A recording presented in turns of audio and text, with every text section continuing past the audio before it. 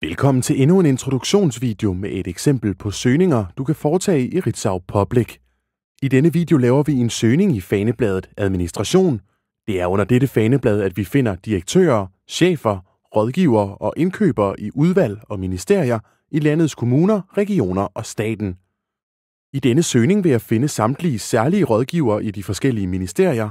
Jeg starter naturligvis med at vælge fanebladet Administration, og i områdefeltet afkrydser jeg Stat. Jeg springer videre til feltet helt til højre, som er navngivet Stat. Her afkrydser jeg feltet Særlige rådgiver, og under Ministerier kan jeg så vælge det eller de ministerier, jeg vil finde særlige rådgivere for, ved at markere dem enkeltvis. Nu var det samtlige rådgivere, jeg gerne ville finde, så i stedet for at markere dem alle enkeltvis, klikker jeg bare på alle i toppen af listen, hvorefter samtlige ministerier markeres. Alle mine søgekriterier er nu udfyldt, og jeg klikker derfor på en af de to søgknapper.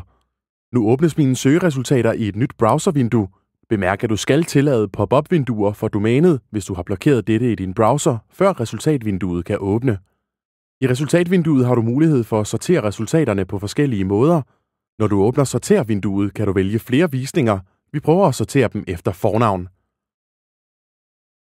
Hvis du klikker på et nyt navn, vil du få vist et nyt vindue for den pågældende person med alle data i et visitkort-layout. Klik på krydset for at lukke dette vindue igen. Vælger du at klikke på personens e-mail-link, vil din computers mailklient åbnes automatisk med personens e-mailadresse allerede indsat i modtagerfeltet. Hvis du vil gemme søgningen, har du mulighed for at eksportere listen til 2 filformater, som kan åbnes i et regneark.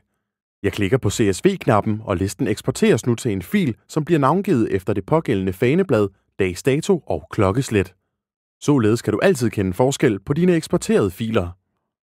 Jeg kan prøve at åbne filen for at se, om alle data er eksporteret korrekt, og her ser det jo fint ud.